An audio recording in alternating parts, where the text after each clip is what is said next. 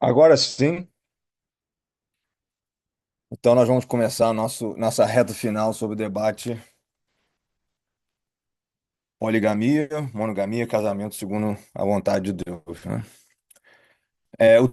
O texto, gostaria de começar lendo esse texto, né? Não só esse versículo, Claudinei, mas se você pudesse ir lá embaixo, tem o texto completo, alguns slides para frente. É um texto grande, um texto, toda a primeira parte do capítulo 10. Isso pode baixar, mas aí, passou. Um pouquinho para cima, mais para cima, mais um, mais um, aí, uma só carne. Esse texto é interessante porque, da mesma forma que vocês estão me perguntando, fazendo perguntas sobre as questões, os procedimentos legais em relação ao casamento, Jesus também vai ser requisitado, né? Vão perguntar a ele sobre a questão do divórcio e, obviamente, que vão perguntar a ele de uma questão de uma maneira legal.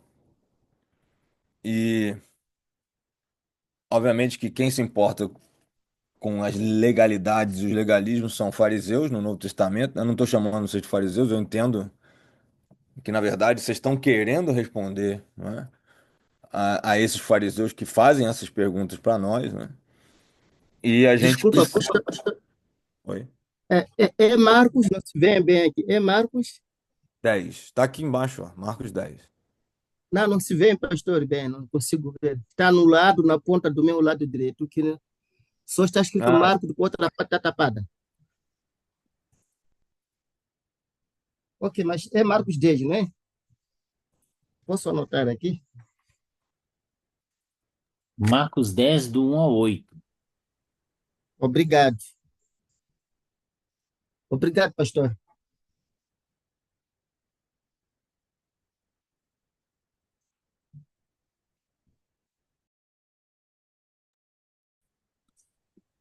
então, nós temos Marcos 10, né?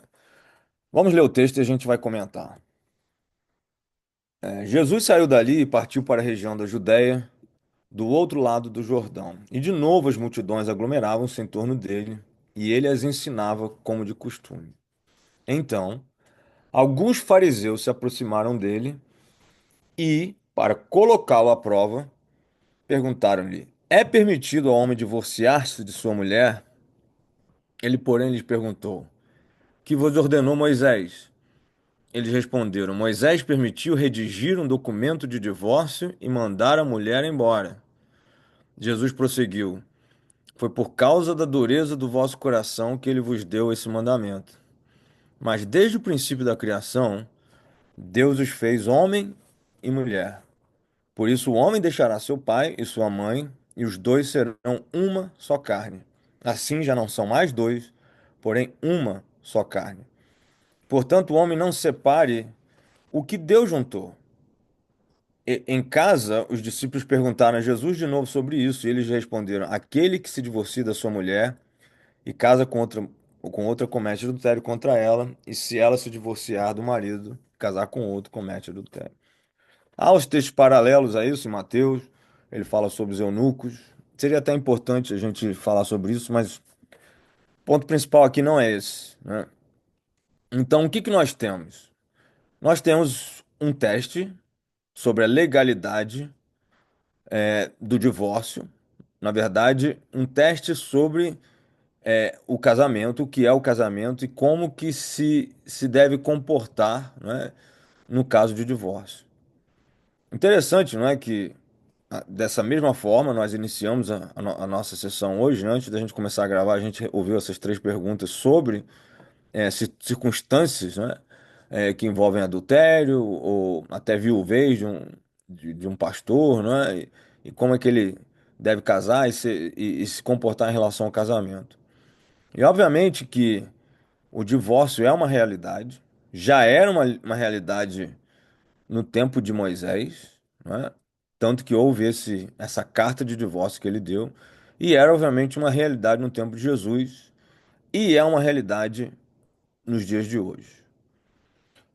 E nós, na discussão de poligamia, né, uma das coisas que a gente falou, né, é até que ponto realmente você ter uma pessoa com casamentos múltiplos na igreja, né, que já está no seu segundo, terceiro, quarto, quinto casamento, é uma situação muito diferente da poligamia, né? No sentido de que você tem ou teve várias mulheres, né?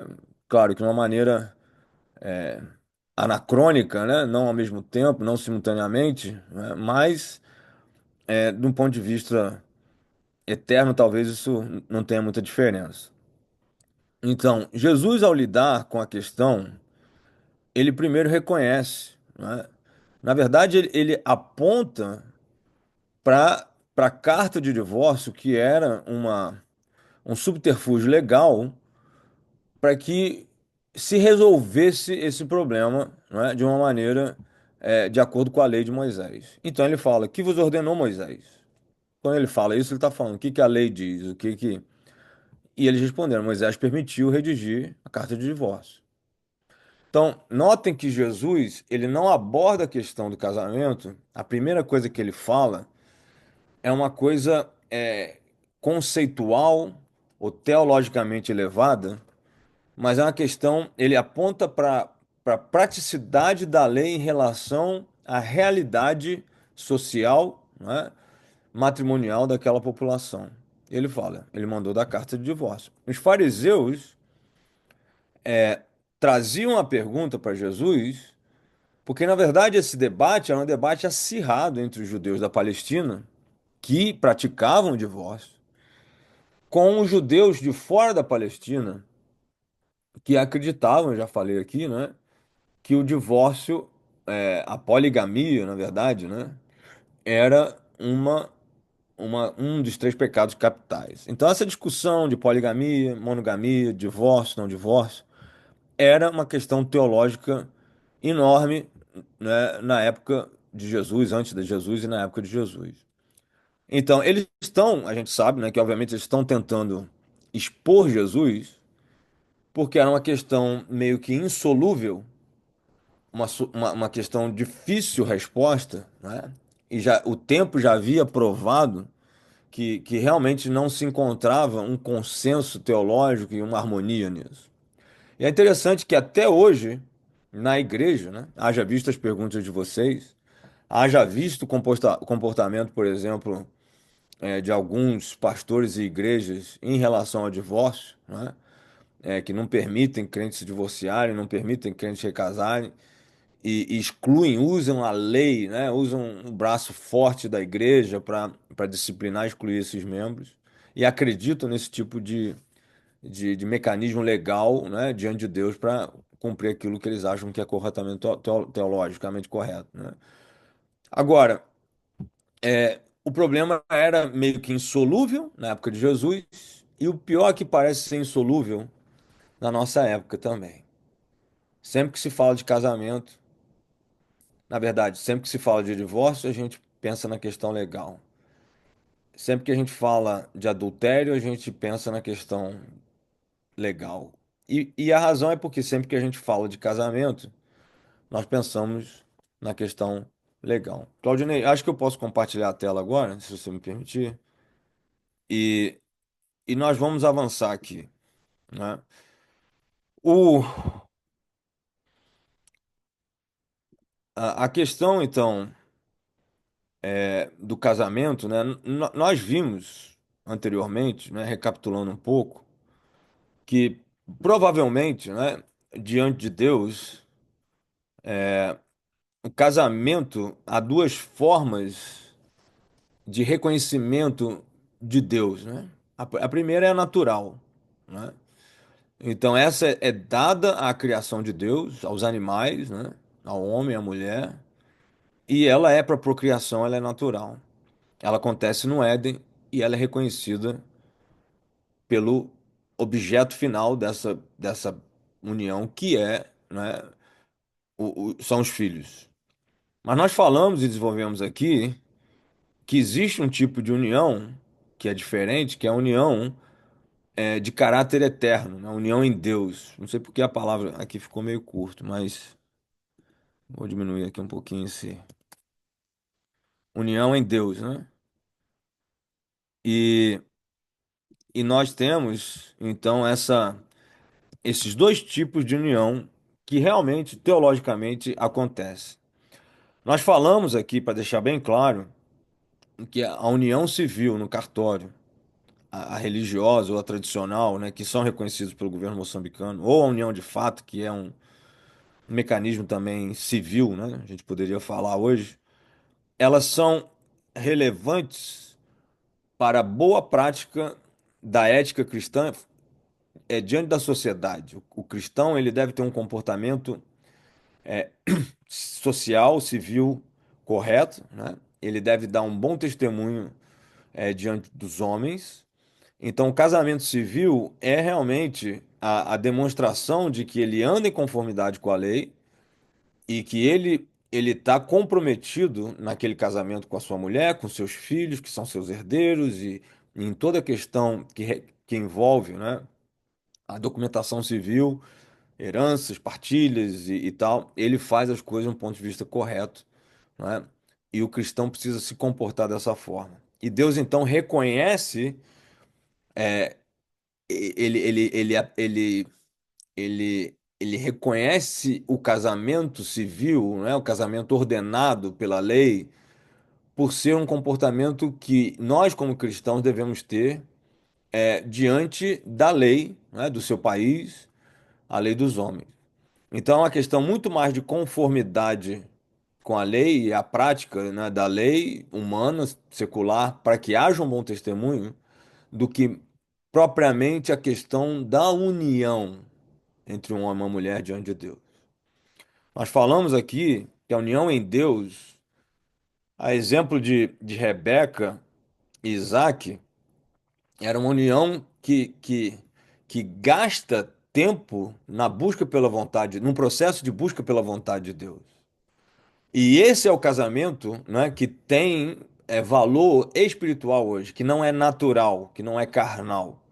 É uma união que acontece, não é, porque Deus, de antemão, não é, ele quis assim. Então, quando Eliezer, o servo de Abraão, ele recebe a missão de encontrar uma mulher para o filho do seu senhor, ele ora, ele teme, ele sabe o tamanho da decisão que está na mão dele. E ele implora a Deus para que ele seja bem-sucedido na sua missão. Ele pede a Deus um sinal, ele pede a Deus que repita o sinal. E ele vai com uma intensidade de busca, de fé, um zelo, um temor por aquele momento que é realmente extraordinário, que é da maior intensidade possível. E como resultado dessa busca, ele encontra realmente a vontade de Deus, ele encontra Rebeca e ele tem a confirmação absoluta de que aquela mulher, aquela jovem, era a mulher que Deus havia separado para o filho do seu Senhor. Nós falamos aqui semana passada que a união em si, ela se dá, não é? Quando Rebeca chega, e a maior parte desse capítulo ela é dedicada ao processo de busca, mas a parte final retrata como eles se encontram e ela cobre o rosto. E eles entram na tenda e consumam, desculpa, realmente o ato do casamento. Não houve cerimônia, não houve um sacerdote, né? Não fala nem que os pais ou o quê, apenas a união, ela então ela se consuma. Todo o processo ele é especial, ele é penoso, ele é longo, ele é intenso, ele é, não é, é debaixo desse temor, mas o casamento em si, o ato carnal, o ato conjugal, no texto, ele é um detalhe. Então, do ponto de vista exegético que eu estou falando aqui. E muitas vezes parece que a gente atribui demasiadamente valor à cerimônia, não é? E nós discutimos isso, né, Maurício? Você mesmo falou e eu também faço isso, todos nós fazemos. A gente casa na igreja e fala, eu vos declaro marido e mulher, não é isso? Mas a verdade é que não existe poder no pastor ou padre, o que for, eles acham que tem. Nós não. Não existe poder em nós de casar alguém ou de fazer aquela união sagrada se ela não for sagrada. Consertar uma união que não foi feita debaixo da vontade de Deus. Fazer ela se tornar vontade de Deus, quando na verdade o processo não foi feito debaixo da vontade de Deus. O casamento na igreja não garante que o pau que nasceu torto ele vai ficar direito.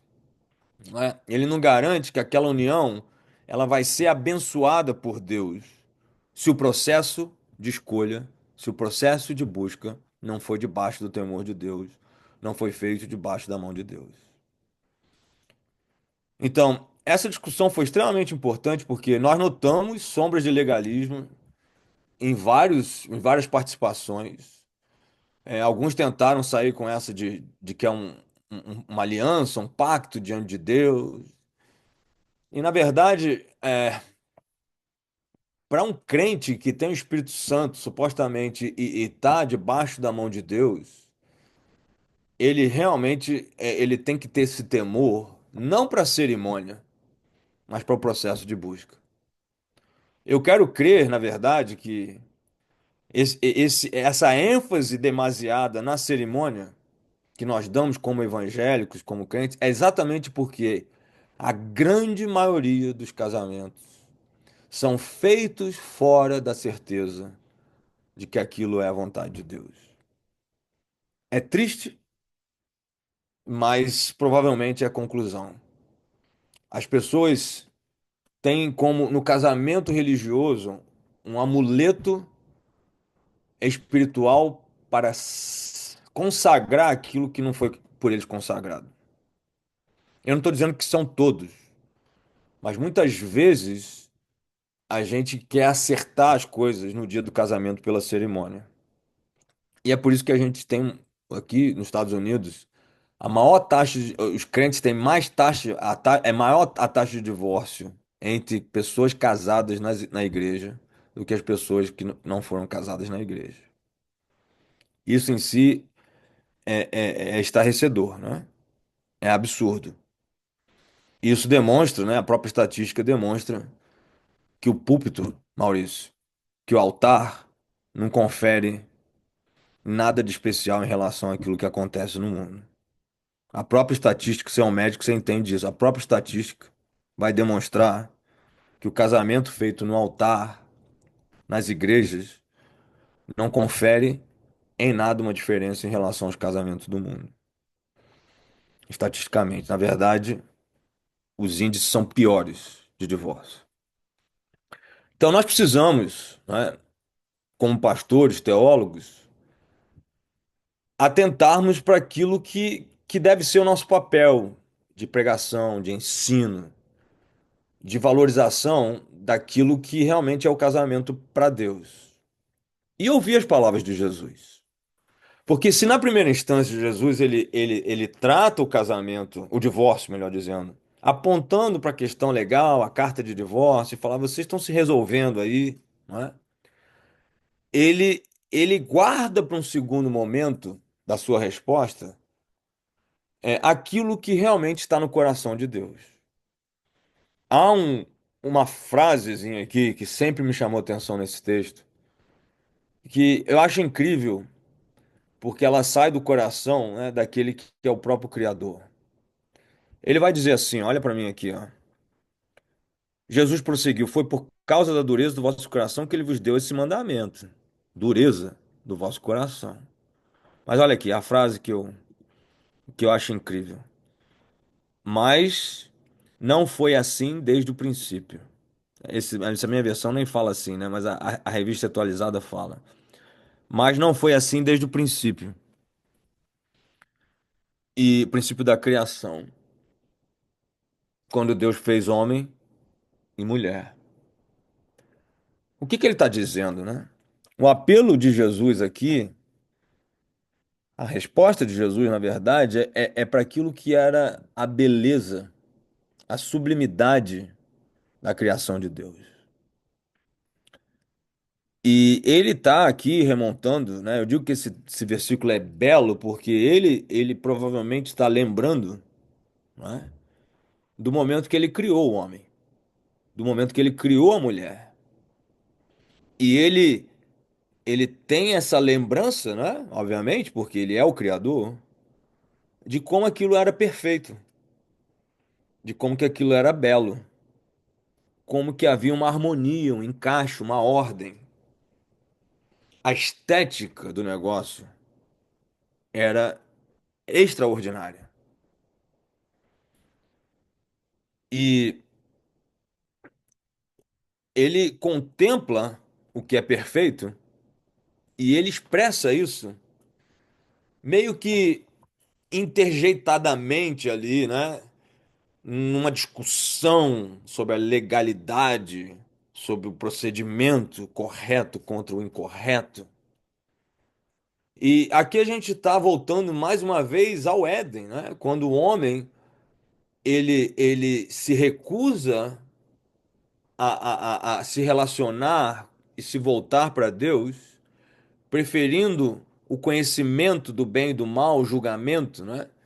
E ele, em vez de se voltar para o Criador, a beleza das coisas que foram criadas por ele, não é? Entender o princípio da estética, da sublimidade, da ordem, da perfeição das coisas criadas, o homem está interessado naquilo que é certo e naquilo que é errado. Eu não sei se estou sendo muito filosófico, mas vou continuar sendo, e vocês precisam saber disso, porque quem teve aula comigo sabe, mas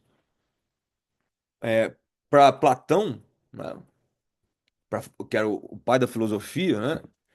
Ele considerava a moralidade, o certo e errado, o outro lado, né, de uma moeda que tinha a estética, a harmonia, a ordem, a beleza.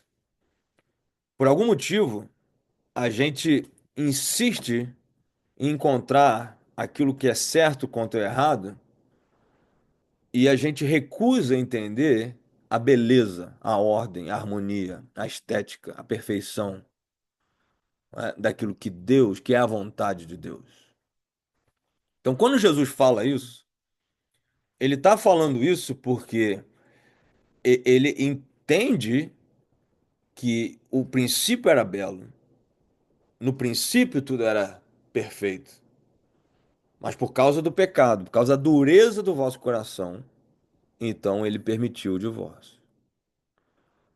Jesus não está sendo legalista. Na verdade, Jesus ele veio ao mundo para trazer amor, graça, né, restauração. Então ele está tendo cuidado aqui de não ser excessivamente, né, teológico e ser extremamente rigoroso no que é certo e errado, porque isso não é a natureza de Deus. A natureza de Deus ela é construtiva, ela é restauradora, reparadora. Ela trabalha para reganhar aquilo que é belo, aquilo que é perfeito, que é harmonioso. Mas ele acaba apresentando seu coração, abrindo a mente para a memória do dia da criação do homem e da mulher e entender como é que Deus fez algo absolutamente incrível. E ele cita o texto de Gênesis, por isso o homem deixa, né, seu pai, sua mãe, os dois serão uma só carne. E a palavra aqui, uma, obviamente, é, é mais uma vez, né, um apontamento para essa unidade inicial entre o homem e a mulher, que na verdade existia por causa da unidade inicial entre o homem e Deus. Então a questão toda, né, ela, ela, ela parte do princípio de uma quebra da unidade do homem com Deus, né? E uma quebra da capacidade de união do homem com a sua mulher. Então, de uma maneira muito inteligente, extremamente teológica, Jesus está respondendo aos fariseus. Obviamente que é um pecado, obviamente que isso é uma queda, obviamente que isso está errado, porque vai contra a criação de Deus. Mas ele não entra no princípio da condenação. Ele não condena no sentido teológico, porque o papel dele é apontar para aquilo que deve ser a nossa referência, para aquilo que é excelente, para aquilo que é belo, e não simplesmente estabelecer, né, uma nova cartilha, para que dali em diante nós, os legalistas, os preocupados, super preocupados com a lei, pudéssemos então agir. Esse texto de Marcos e o seu paralelo em Mateus, eles têm sido abusados por legalistas na igreja. O que a gente já ouviu de barbaridade em cima desse texto sobre o divórcio, né? E esses pseudos doutores da lei aí que querem entender as palavras de Jesus, não é brincadeira. Então, pessoas vão para o grego falar de porné, hemocré, que não entendem nem o que está sendo dito ali, né? Para tentar justificar uma nova legalidade. Pegar as palavras de Jesus e fazer disso aqui uma nova, né, lei. E eu sempre falo isso, né, para os meus alunos no Testamento, o Novo Testamento não é, né, uma nova, não é um conjunto de novas leis. Não existe isso no Novo Testamento. A única lei que existe no Novo Testamento, que Tiago chama lei régia, né, é a lei de amar o próximo, né, como a ti mesmo, amar a Deus sobre todas as coisas e o próximo como a ti mesmo. O resumo de Deuteronômio é que Jesus, ele abraça, absorve e ele profere. Mas é a lei do amor, a lei da construção, a lei do desafio, né, para o ser humano de ser igual a Deus e de amar, né? Então ele fala, né, que aquele que se divorciou da sua mulher, caso comece adultério contra ela, que ele vai deixar as coisas meio difíceis mesmo, né? Porque ele está dizendo que as coisas estão desordenadas e vão ficar. E, e ele então deixa os discípulos, né, totalmente encabulados. Eles falam assim: então é melhor que ninguém se case. Aí eles começam, né, a entrar em crise. E aí Jesus vai introduzir exatamente o conceito da graça, né, daquilo que o homem não consegue fazer e só Deus pode fazer. Nós falamos do casamento como sendo um casamento natural, o ato sexual, né? Isso ficou claro, evidenciado aqui, né, nessa tabela. A gente falou que tem duas vertentes. A primeira vertente é a amarela, que eu acredito ser a natural de Deus, né? Da criação, que se o sexo é casamento, a pessoa casa quando tem sexo. Então, não existe que sexo antes de casamento, porque o sexo é casamento. Sexo fora do casamento também é meio absurdo, porque na verdade você está se casando de novo. Então, quando você tem sexo, ou dependendo, você está virando polígamo, ou você está praticando adultério se aquela pessoa pertencer a alguém, né? Então, essa é a diferença aqui, né? Se você tiver sexo com uma mulher que já tem marido, você está adulterando. Se você está tendo sexo com uma mulher que não tem marido, você está se casando com ela. E você se torna um polígamo. E a pergunta sobre o sexo mantém o casamento, semana passada nós respondemos que sim, né? Falamos desses casos trágicos de pessoas que estão casadas no civil, mas estão com uma vida sexual inexistente ou praticamente inexistente. E falamos de líderes, pastores, crentes que vivem debaixo desse jugo. O Maurício mesmo falou, né, que é um jugo maior do que se pode carregar. E esse é um problema porque às vezes nós, por sermos uma religião do sexo perfeito, né? E infelizmente assim a gente tem resumido, né, o comportamento da igreja, né, ocidental moderna, né? Eu moro nos Estados Unidos, a gente vai a várias igrejas. Hoje a nossa teologia de púlpito é o sexo, é o casamento e o sexo sem falhas, né? É o grande desafio para a vida cristã. E pastores, líderes insistem, né, em fazer dessa teologia a primeira teologia, né, nos seus ensinamentos, nos seus púlpitos, em livros e tudo mais. E nós temos a outra linha, né? O Antônio, o, o Mário Mossi, né? Ele defendeu essa amarela, que eu acredito que é a via natural mesmo, que a gente falou de Deus. E o Antônio, por ser advogado, né? E alguns, Paulo Orlando também, adotaram esse ponto de vista de que sexo não é casamento. Porque o casamento na igreja Ele é um pacto, é uma aliança. Então existe uma aliança feita diante de Deus. Eu acho que teologicamente isso aqui não sustenta, né? Pelos argumentos que eu já falei até aqui. E por causa daquilo que vai vir agora a seguir, né? Então, quando nós falamos de ser uma só carne, nós estamos falando, né, daquela união da ilha, né, de um homem e da mulher, né, a Lagoa Azul, o filme, né, se você botar dois meninos, um menino e uma menina numa ilha, sem mais ninguém, e eles crescerem, o que acontece quando eles tiverem 12, 13 anos é que eles vão se unir, né?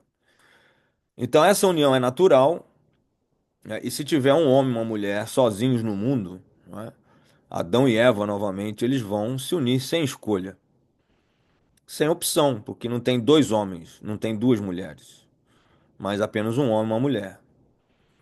Então, se qualquer um de nós aqui, né, se nos tornarmos o único sobrevivente masculino ou feminino no planeta, muito provavelmente a gente vai voltar a um estado, né, de Adão e Eva, e não há escolha, não há opção, não é isso? Você vai ser o homem e a mulher vai ser a mulher. Então, essa união natural, ela é exatamente esse tipo de união. É uma união sem escolha, sem opção. E ela vai acontecer em muitas circunstâncias. Em muitas circunstâncias, não é? E a gente, antes da gente, né, passar para o seguinte, é preciso entender o seguinte: isso aqui acontece, é natural, porque Deus quis, ok? Esse tipo de união é o tipo de união que os animais têm e eles procriam. Ela é dada pela criação e ela acontece. Foi o que eu falei na última vez, né? Por que que uma menina de 12 anos engravida? Por que que um rapaz de 13 anos engravida a menina? Porque biologicamente eles podem, são capazes. E por mais que a gente fala, oh, isso é absurdo, eu fiz parto de meninas com 12, acho que 11 anos eu fiz, no Rio de Janeiro. E por mais que a gente fale, oh, isso não deveria acontecer, existe um elemento que sempre, né, é parte da realidade. Ela é engravida, porque ela pode engravidar. O rapaz de 13 anos engravida uma menina ou uma mulher, né? Já aconteceu isso, né? Não é o mais comum, mas tem garoto que engravida mulher, mulher madura. E acontece porque biologicamente é possível.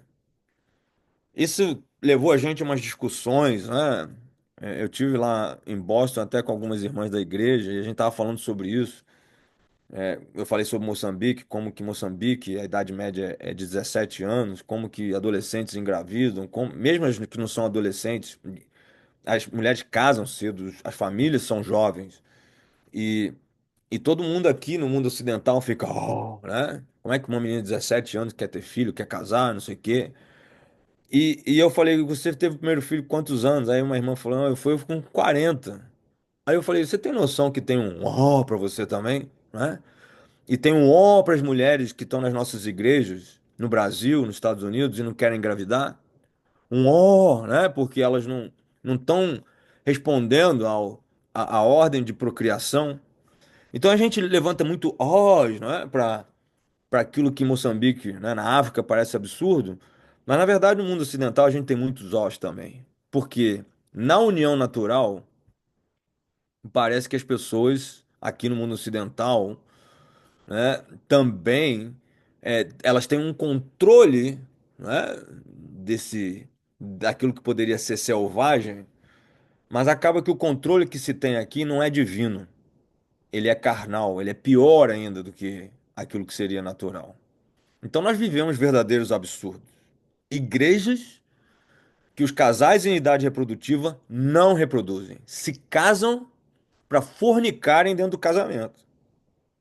Eu peço desculpa, mas casar para não reproduzir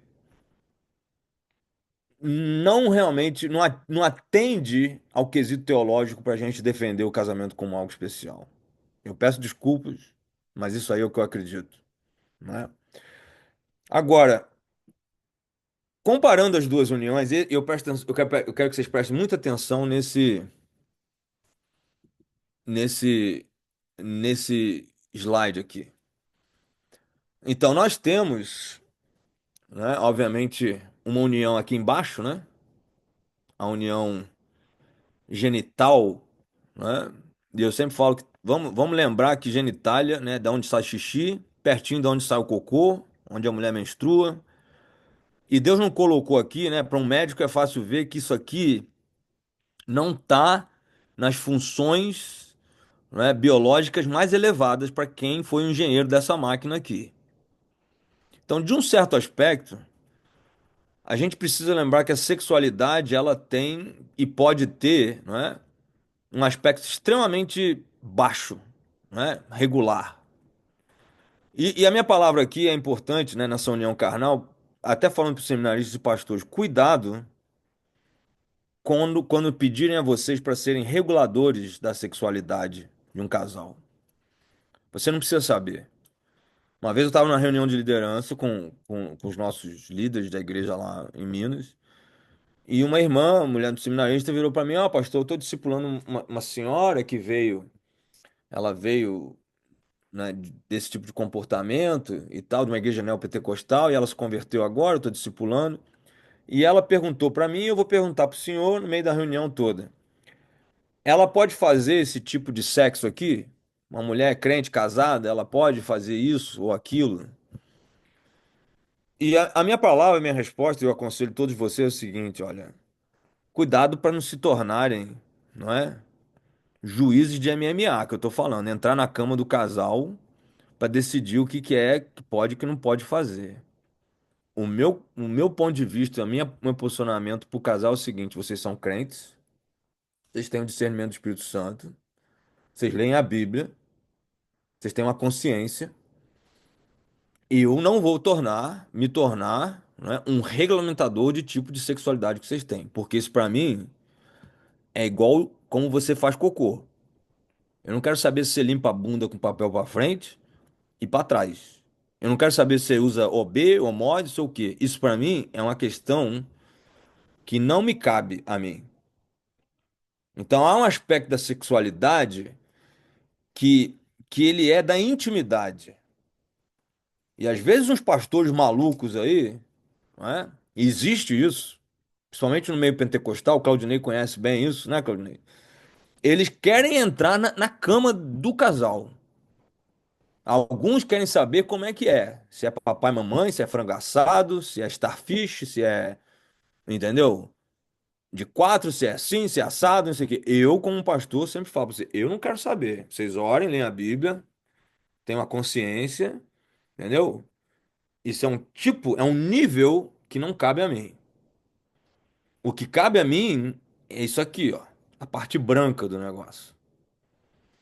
E vocês notem que tem dois tipos de união, né? Eu fiz esse slide de propósito porque a união de baixo ela é carnal e a união do coração aqui, né? Eu podia ter botado a mente, mas eu fiz o coração para entender, né? Essa união é a união especial. É essa união que Deus faz e que Ele pode fazer. Na verdade, só Ele pode fazer. Então, comparando as duas uniões, eu peço desculpa se está sendo, né, muito assim aula, né? Mas eu falei que a gente ia numa reta final. Se alguém quiser comentar, pode escrever aí, e eu vou dar a chance de vocês falarem, tomem nota e vocês vão falar, né? Mas se você olhar para os dois tipos de união, vocês vão ver que as diferenças que são realmente marcantes. A união carnal, ela é aquela união natural, não é isso? Que acontece entre homem e mulher. Ela é diferente da união em Deus, ou na verdade, assim, a união em Deus, ela, ela obviamente que tem a união carnal, mas ela é uma união, né, da alma, do coração, porque ela é feita por Deus. A união em Deus, por causa daquele exemplo que Jesus deu, uma só carne, né? A unidade do homem com a mulher como representante da unidade do homem para com Deus, a perfeição, a unicidade, a sublimidade, né?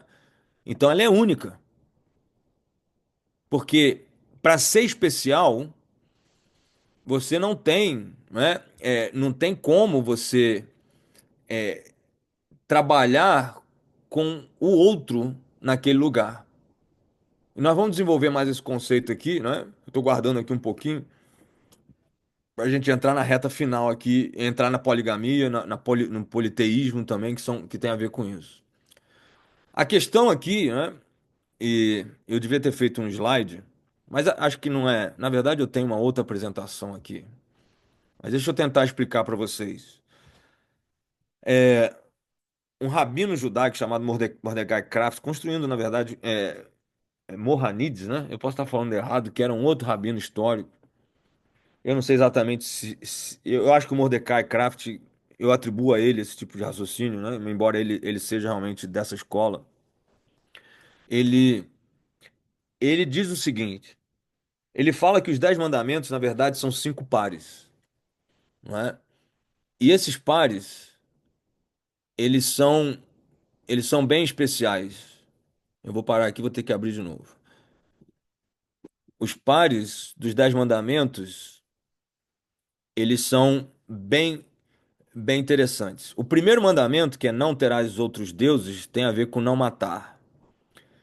E na verdade, né, o segundo, que é não farás para ti imagem de escultura, que é a idolatria, tem a ver com não adulterarás. O terceiro, não dirás o nome do Senhor em vão e não sequestrarás, né? E aí vai. Mas o que eu quero atentar hoje é sobre o adultério, né? E ele fala uma coisa muito interessante que é o seguinte: o que que é um adultério? A palavra, na verdade, aponta para você não ir ao encontro daquilo que é especial. Então, o não adulterar, ele só é possível quando você tem na sua esposa ou no seu marido alguém que ocupa aquele lugar especial. Então, é como se ele diz assim: todas as mulheres são mulheres. Na união natural, carnal da ilha, todas as mulheres, são Evas, todos os homens são Adãos. Mas na união feita por Deus, aquela mulher, ela se torna única no mar, no universo das outras mulheres. Então, na verdade, o não adulterar, ele depende de você fazer daquela sua mulher a única, a especial. E quando ela se torna a única, a especial, então não existe lugar para um outro, para uma outra, né? Um outro que possa ser ocupado. O adultério, na verdade, acontece quando aquela que deveria ser única, especial, ela deixa de ser única, ela deixa de ser especial. Isso é muito sério, isso é muito crucial aqui na nossa discussão, porque se você, a gente às vezes faz o raciocínio contrário, né? Porque a gente, a gente acha que você vai lutar contra a poligamia por não adulterar.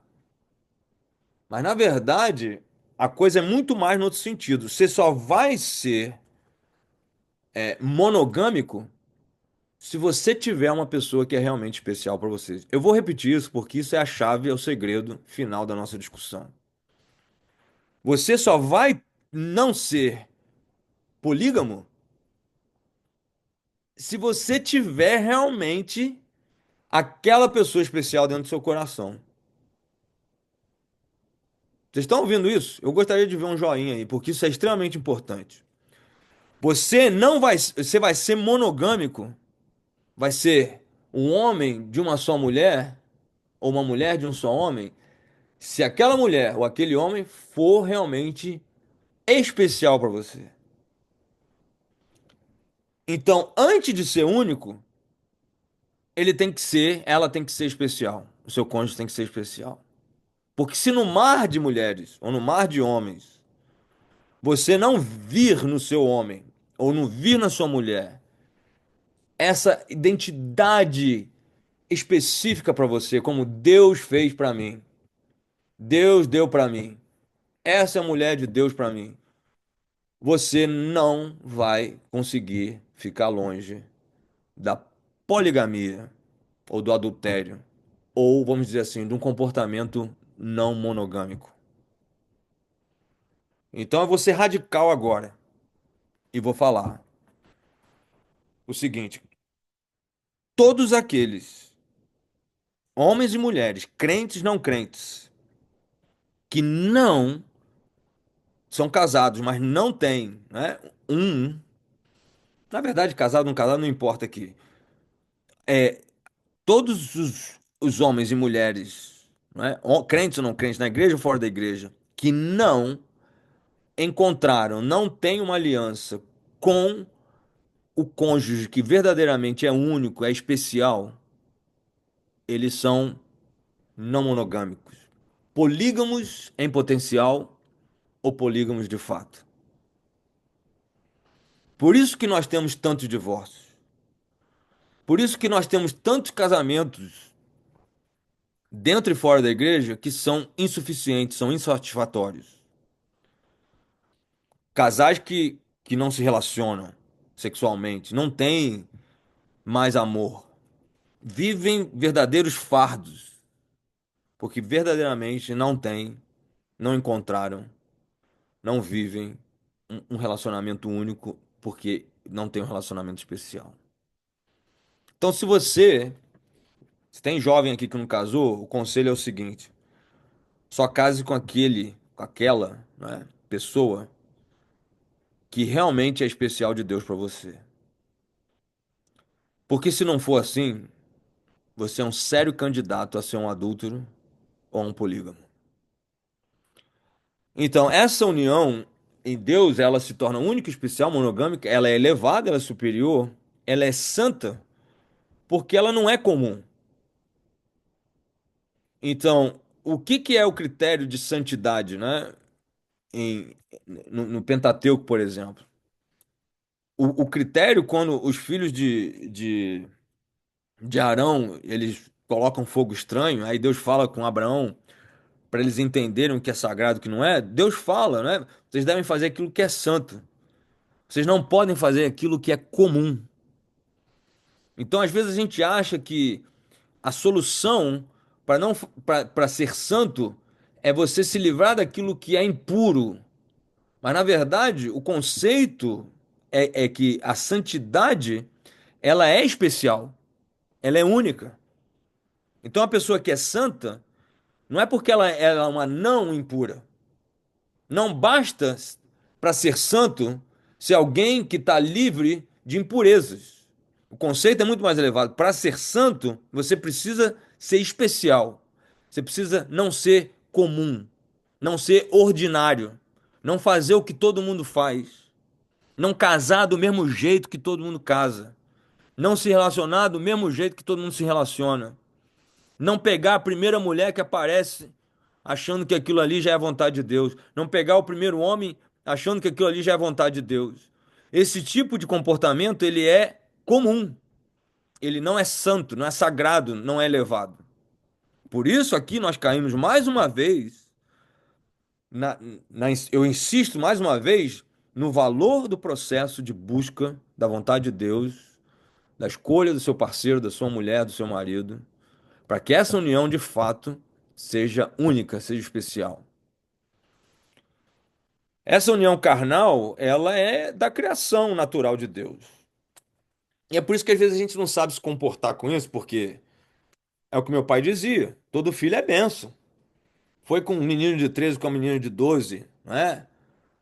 Na hora do recreio na escola lá, o drogado com a drogada debaixo da ponte.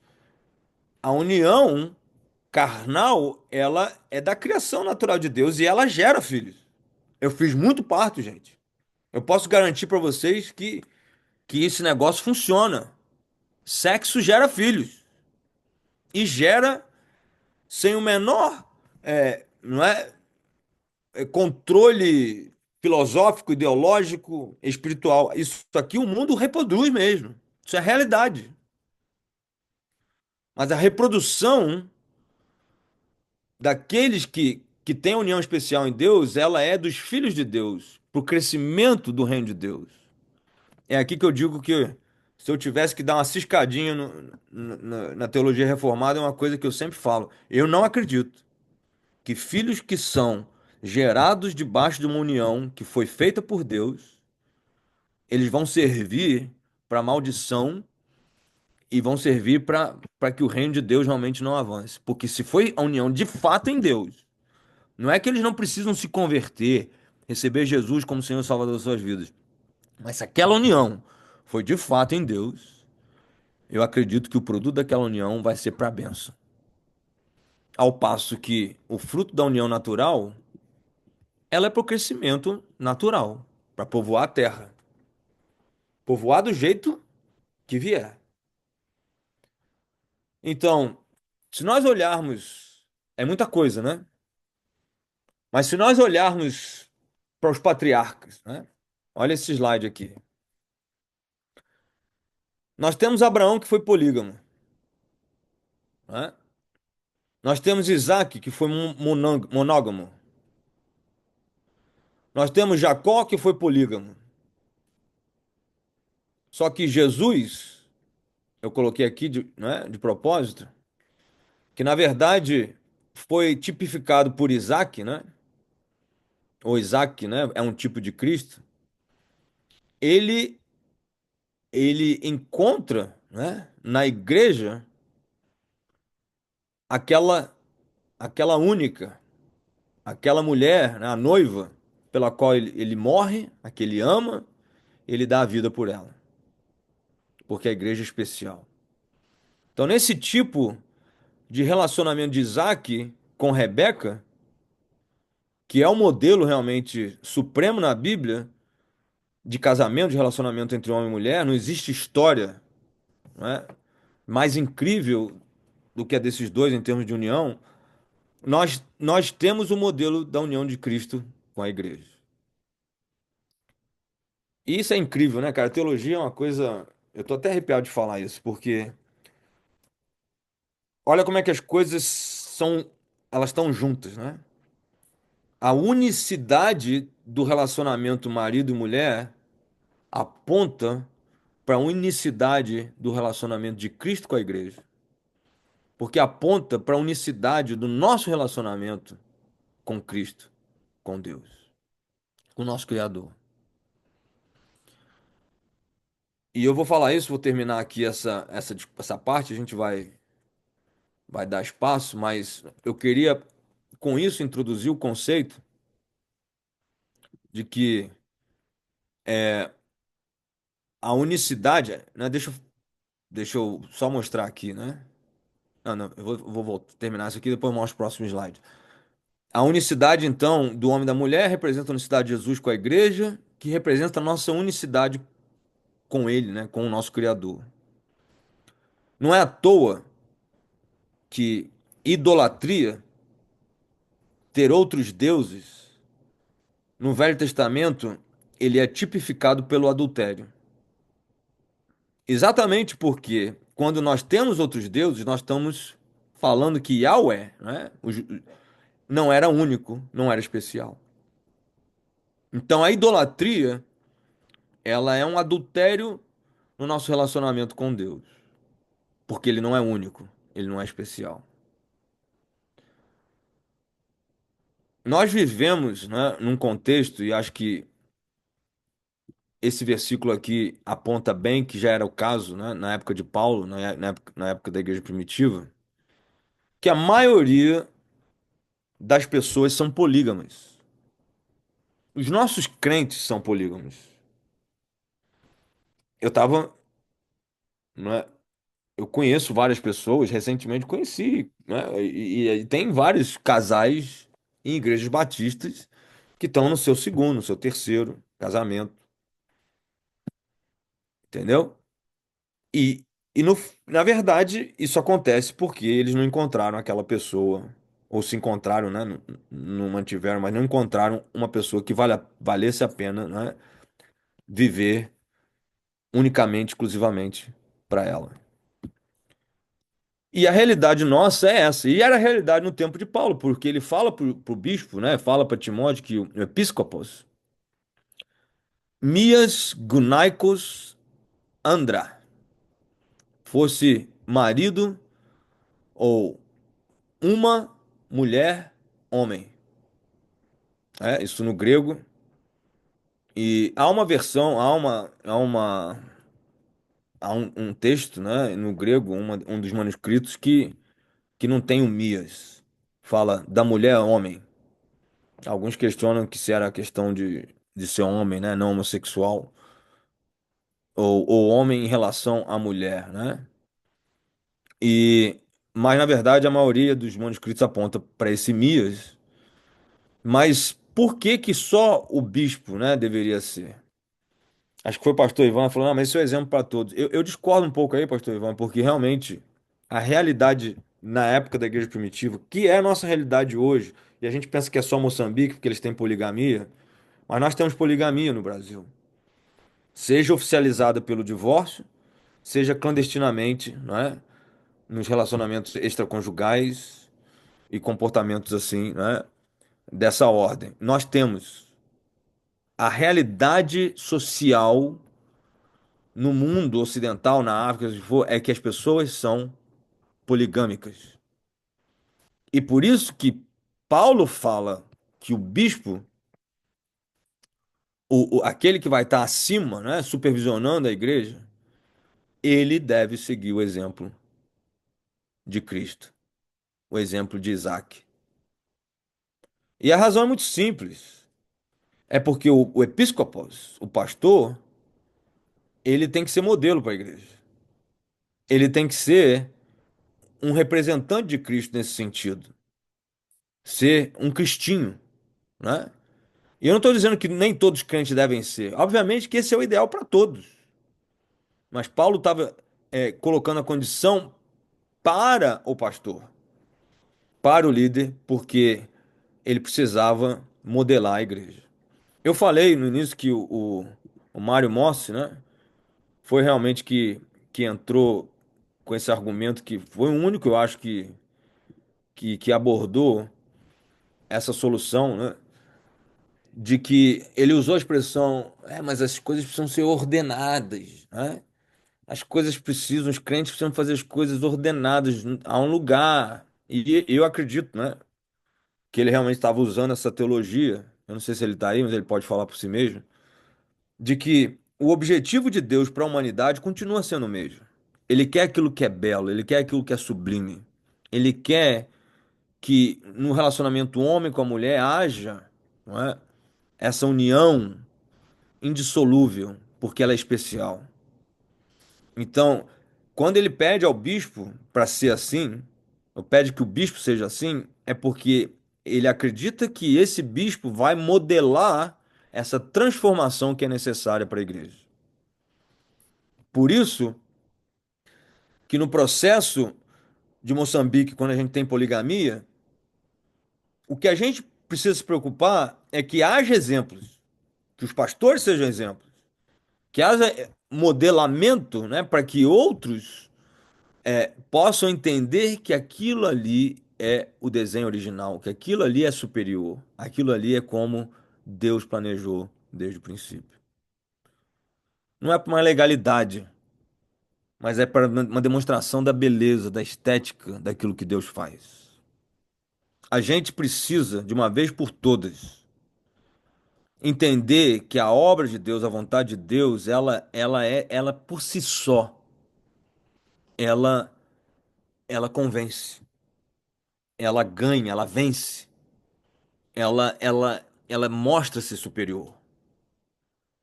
A gente tem que parar de achar que está numa luta entre o certo e o errado, como as três perguntas que foram feitas hoje, né? Não estou dizendo que foram as vossas perguntas, mas foram perguntas que a igreja faz, os legalismos o legalista faz. E a gente está sempre preocupado entre o certo e o errado, quando na verdade a gente deveria estar mais certo, mais preocupado com aquilo que Deus faz, a formatação, a beleza daquilo que faz. Então, na sua igreja, pensa, poxa, aquele casal ali, eu sei que eles casaram debaixo da vontade de Deus, porque eu levei eles para orar, eu levei eles para buscar, eu perguntei para eles, vocês estão casando mesmo porque Deus quer? Ou é qualquer coisa? Não é minha bênção que vai acertar esse negócio, não. Vocês precisam orar agora. Vocês precisam buscar agora, temer igual Eliezer lá temeu. Eu preciso, meu Deus, da minha mulher. Eu preciso, meu Deus, do meu homem.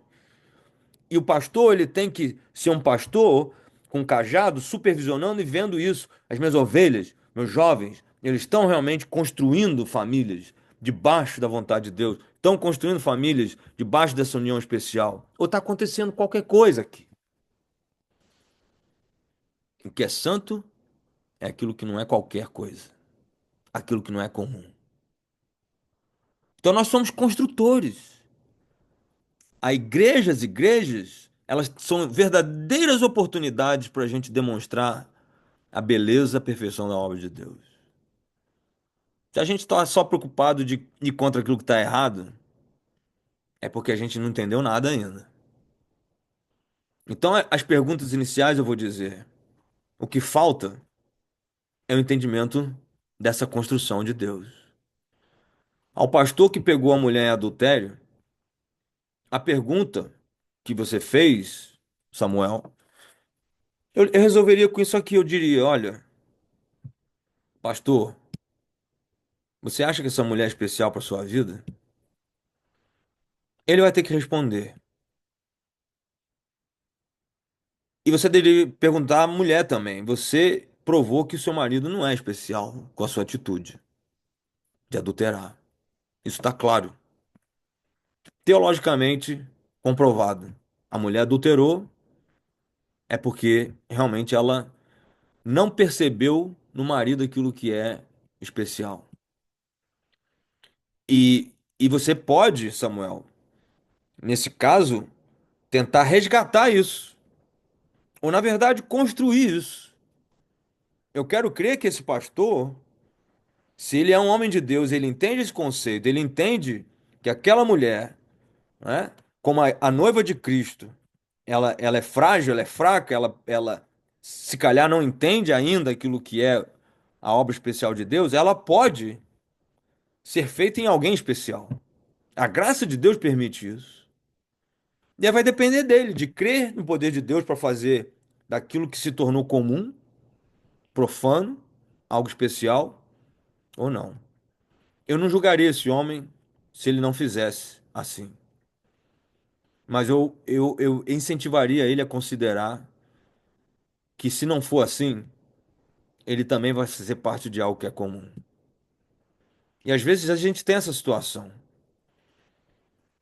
Pessoas, cônjuges que não são, que são realmente, que têm um amor especial, específico, casados com cônjuges que não são verdadeiramente, não tem esse tipo de amor específico pelo outro. Isso pode ser ensinado, restaurado, restabelecido, ou aquele cônjuge que tem um amor especial, ele pode carregar essa missão, né? Se ele quiser, de fazer aquilo que é comum, especial. No caso do pastor que largou a mulher porque pegou um adultério e depois pega uma mulher que estava com convulsão e depois decide largar essa segunda mulher para voltar para a primeira, né, Agostinho? Eu acho que esse cara precisa ter essa lição de teologia, porque ele é um polígamo, deixou claro isso. E assim como muitos outros, ele é polígamo, mas ele não está no critério de um pastor que entende que a união ela é especial. Um homem de uma só mulher nesse sentido. E ele não serve para o ministério por causa disso. O caso de do Alarim, do pastor que ficou viúvo e a igreja exigiu que ele se casasse dentro de um ano, é uma tragédia isso, né? Primeiro, que uma união com uma pessoa especial ela não acontece de qualquer jeito por determinação humana. E por isso que no texto paralelo a isso de Marcos, Jesus fala dos solteiros, dos celibatos. Ele usa a palavra, né, até eunucos, né? E ele fala que muitos são assim por causa do reino. E é incrível que a gente, como igreja, falamos isso também há 2 reuniões atrás, nós não entendemos que o celibato é, de fato, uma opção dada por Deus, registrada no Novo Testamento, incentivada até pelo apóstolo Paulo. Então, por que que ela é? E ele, Paulo fala, eu prefiro que vocês não casem, fiquem como eu sou. Por quê? E a gente tem que ter essa coragem de falar como pastor, meu irmão, se você não encontrou aquela mulher, se você não encontrou, minha irmã, aquele homem em Deus, não casa não. Não casa não. É melhor, né, que você fique solteira. É melhor que você fique solteira. A união precisa ser especial pro cristão. Então é isso aí. Estou aberto agora a perguntas, comentários e vamos lá. Deixa o pau roer a folha.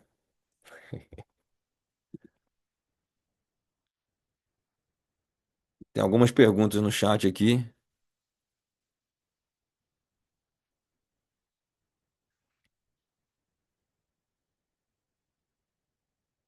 Vamos lá. Alguém quer fazer uma pergunta, um comentário?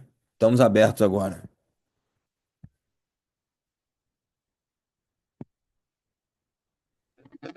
Posso fazer um comentário então, pastor? Pode fazer. Não sei se tá falhando um pouco meu foninho aí, enfim, tô aqui a trabalho, né? Mas eu achei assim a explicação é simplesmente sensacional, assim. É uma outra abordagem, né?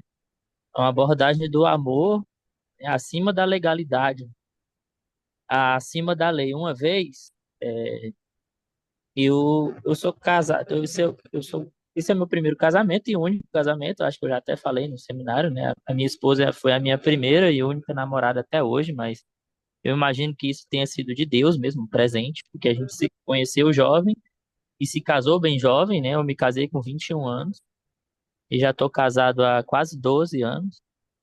E uma vez eu estava conversando com um casal mais velho, né? Tanto de idade quanto de tempo de igreja. E eu falei assim, sozinho com eles, minha esposa não estava junto. Eu falei assim, se um dia, era a respeito de casamento, eu falei assim, se um dia a minha mulher me traísse, sem sombra de dúvida, eu a perdoaria e continuaria com ela. E eles se assombraram, né? Eu falei assim, porque eu tenho certeza que ela é a mulher da minha vida. Ela pode até não ter certeza que eu sou o homem da vida dela, mas eu tenho certeza disso.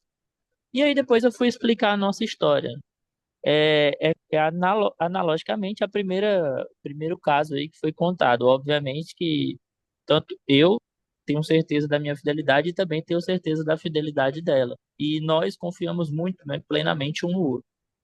Mas é muito bom contemplar isso nas escrituras, né? O quanto que é belo, o quanto que é muito bonito essa união.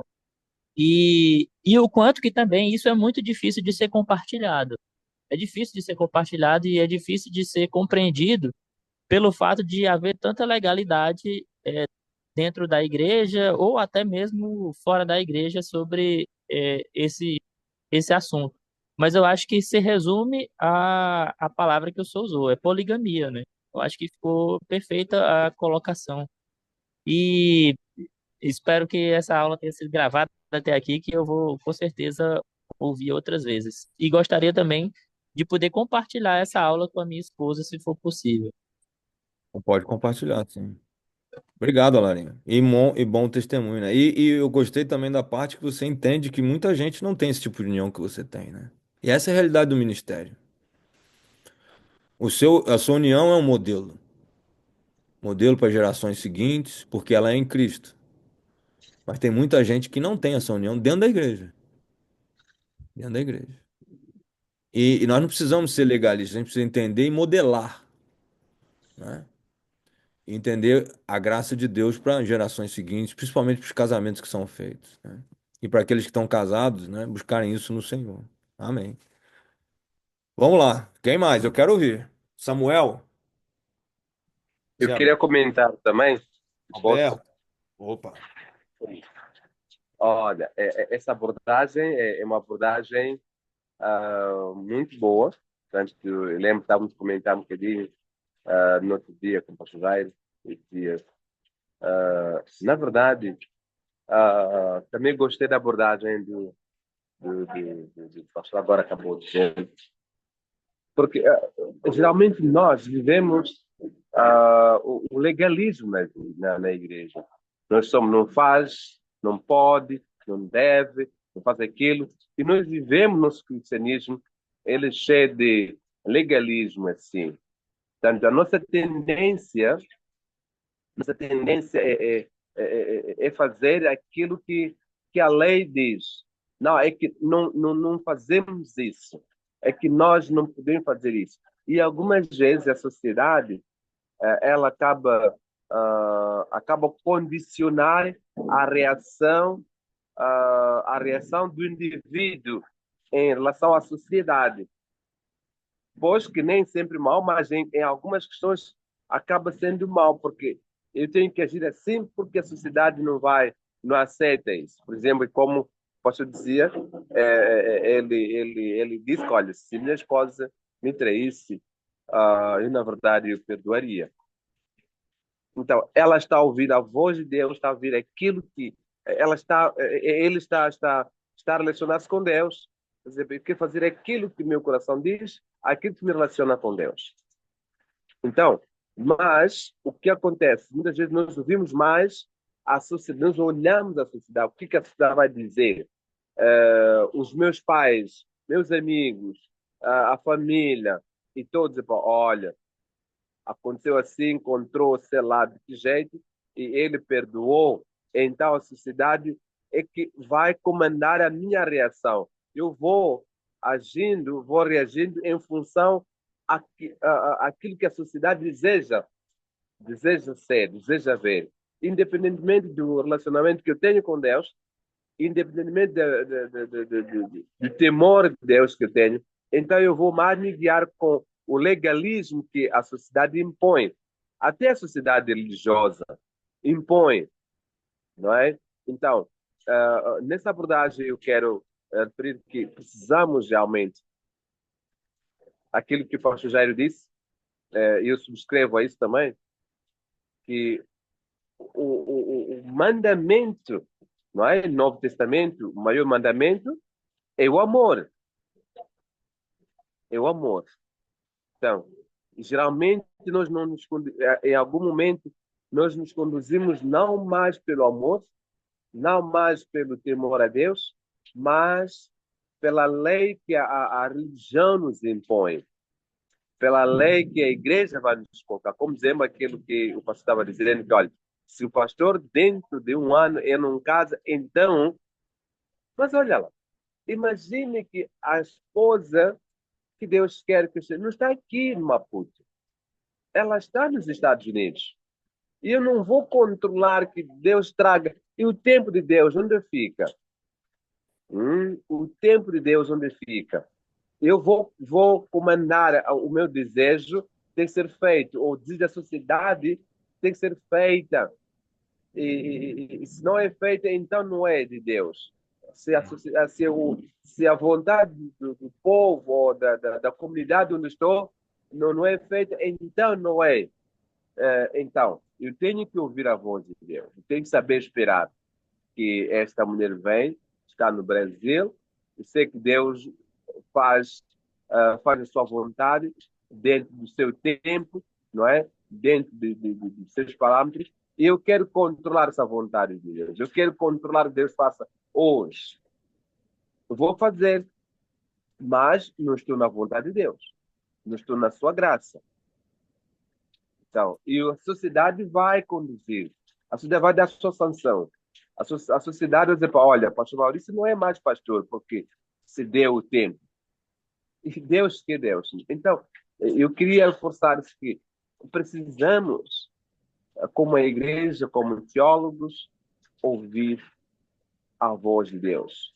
Independentemente das regras que a sociedade nos impõe, as regras que nós mesmos fazemos, mas o amor deve estar mais ali. E o temor a Deus. O amor, o temor a Deus deve ser mais patente. Amém. Obrigado, Alberto. É isso aí. Muito bom. Acho que o Carlos Alberto, cadê? Caiu? Não, Carlos Sim, João, sim, sim, sim, pastor. pode Consegue falar. me ouvir?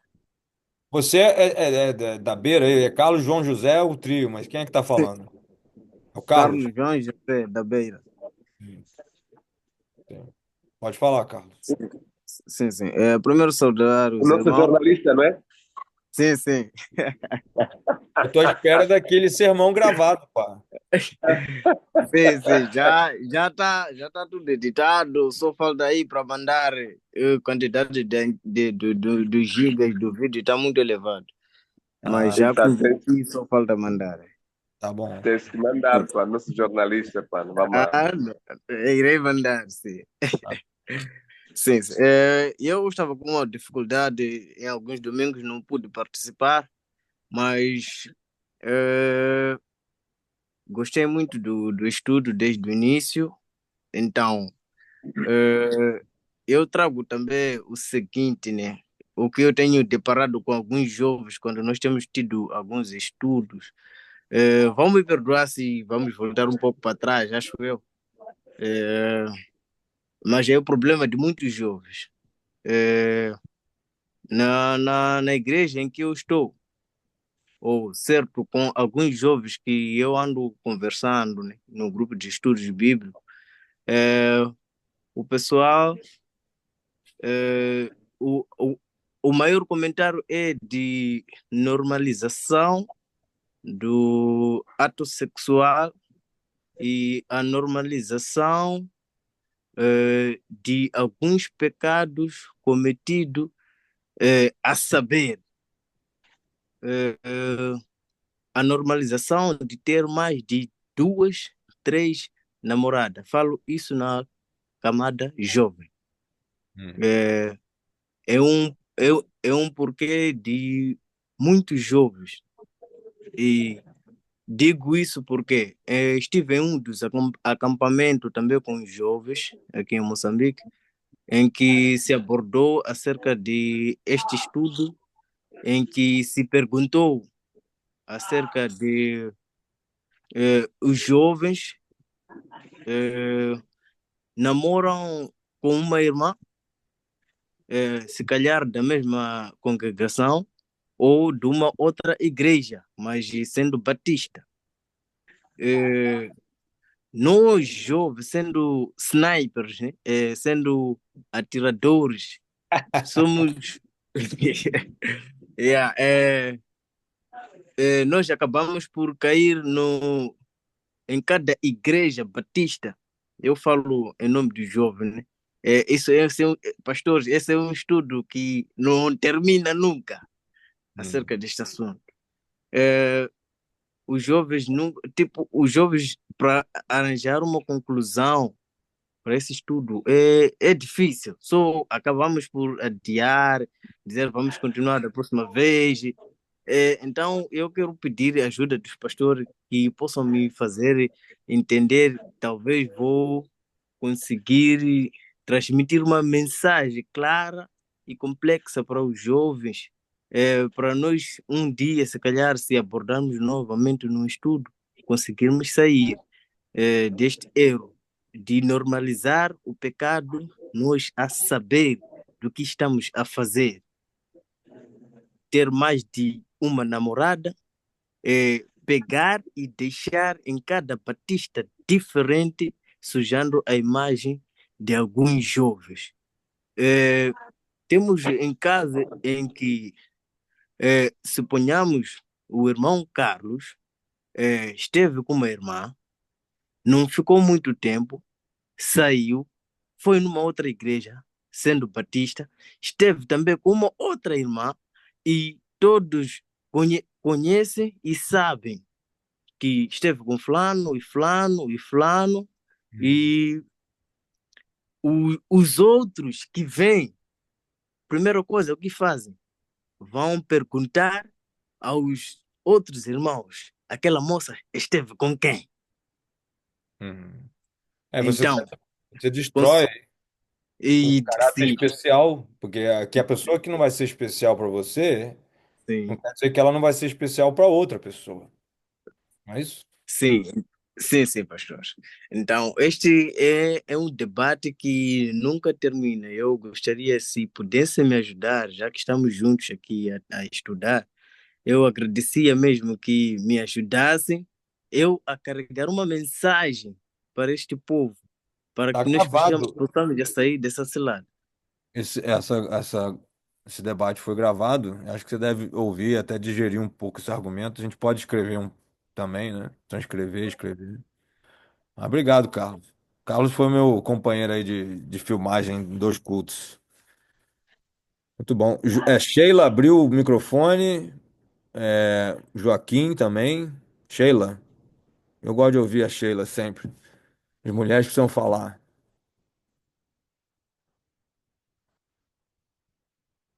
Não? Joaquim? Quem vai falar? Sheila, abriu. Fala, Sheila. Tá com o microfone mutado.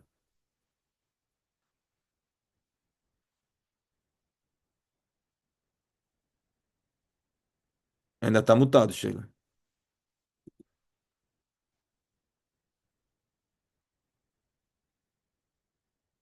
Boa Agora vai. noite, pastor.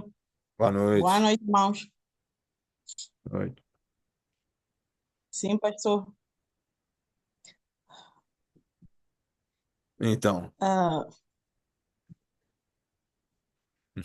é para contribuir em relação ao tema. eu te cutuquei aí. O que que você acha? O que que você achou? O que que te falou nesse tema? É interessante, ah, principalmente para nós que trabalhamos com a comunidade, com a igreja, com os jovens. É um tema muito sensível e polêmico também, né? Hum. E Você que tem três filhas, esse critério do especial não é melhor, né, do que ensinar o qualquer coisa, né? Procurar o parceiro que é especial de Deus, né? posso dizer que é ideal, mas eu acho que o fundamental é ensinar, né? Nós que temos o privilégio de ter as crianças, ensinar elas a ir à igreja. Acima de tudo, nós devemos dar o básico, de modo a enfrentarem o mundo, né? Porque nós preparamos as crianças para o mundo. Sim. E além de nós também, o mundo também ensina as coisas do mundo. Então, eles devem ser capacitados de modo a discernirem o que é certo, o que é bom para eles. Hum. Então, se nós incutirmos essa informação e eles levarem de uma forma útil para a vida que eles tiverem, isso será muito bom, né? Hum. Mas não é um tema muito fácil. Falar de boca para fora é simples, mas é muito complicado nos dias de hoje, nos jovens que nós temos hoje, porque sabemos que tudo que nós ensinamos, a maior parte dos jovens até praticam, né? Hum. Praticam e por isso que muitos jovens acabam tendo um relacionamento, outros tendo filho fora, como posso dizer, até outros jovens fazem filhos fora da igreja, outros dentro da igreja, mas sem primeiro passar ah, pelo mandamento, né, que nós temos ali, que primeiro a pessoa tem que casar, depois formar uma família e fazer os filhos. Nem todos passam por isso. Então, é necessário mesmo ensinar. A base de tudo é ensinar. Hum. Uhum. E desafiar eles a viverem uma vida especial, né, Sheila? Não viver uma vida qualquer, né? Esse é o desafio para os filhos de Deus, né? e nós devemos ser um modelo, né? Porque hoje em dia as crianças também não aprendem só no falar, mas também no ver o que as pessoas fazem. Se nós Exato. estamos à frente dos adolescentes, dos jovens, nós devemos ser um modelo para que eles possam seguir. Eles devem ver a nós como modelo de pessoas a seguir. Isso também influencia bastante. Hum. Principalmente para os pastores, os irmãos que têm filhos homens.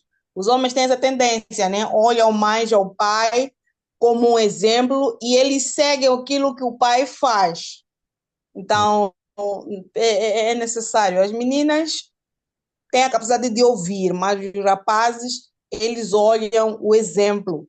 Não basta o pai só falar, mas tem que ter essa capacidade de ser um exemplo para o filho e Hum. que o filho possa segui-lo segundo o que o pai faz. Então, se o pai não está num caminho reto, tem que ter certeza que o filho há de seguir aquele caminho que o pai está a trilhar. Hum. Verdade. Muito bom. Quem que abriu aí? João, Joaquim, Francisco? Quem vai? Pastor Francisco, Maurício. Conseguiu ouvir tudo? Obrigado, Sheila. Obrigado.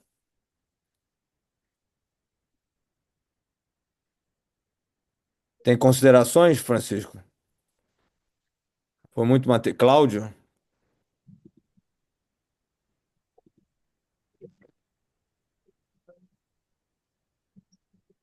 abriu. de internet. Ó, Mas de uma forma rápida, pastor, ou para todos os irmãos,